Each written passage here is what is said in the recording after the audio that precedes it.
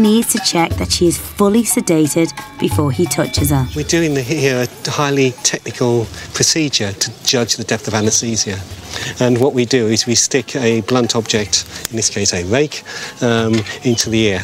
And that's a really good test, because if I was to get a feather and stick it in your ear, I think you'd probably do that sort of business. So it's a really good way of testing how far asleep they are. Jeremy needs to make a critical judgment. If she's not properly asleep, she'll make mincemeat of them in seconds. Give her a minute, but I don't mind turning my back. A few minutes later, they check that she isn't blinking. At last, it's safe to move her onto a clean operating table for Jeremy to take a closer look at her wounds. He doesn't have good news. OK, you can see here we've got some flies which are paying attention.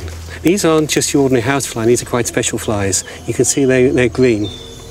And they're the sort of flies that will lay their eggs on flesh. In order to get to the damaged areas, Samira's matted hair needs to be shaved off with electric clippers. Turn away if you're squeamish. What Jeremy finds underneath isn't nice. And look, we've got maggots. Maggots develop into flies.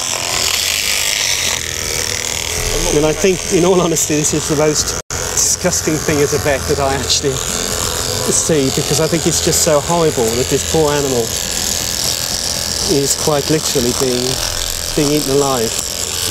OK, do you want to have a clean that up?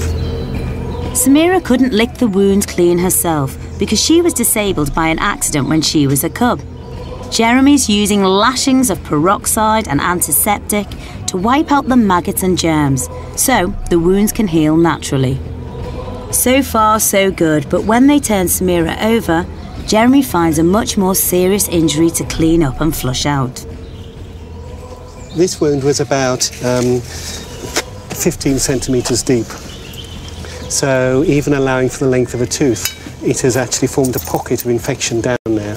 And I think that is it, or it is certainly a wound from a tooth.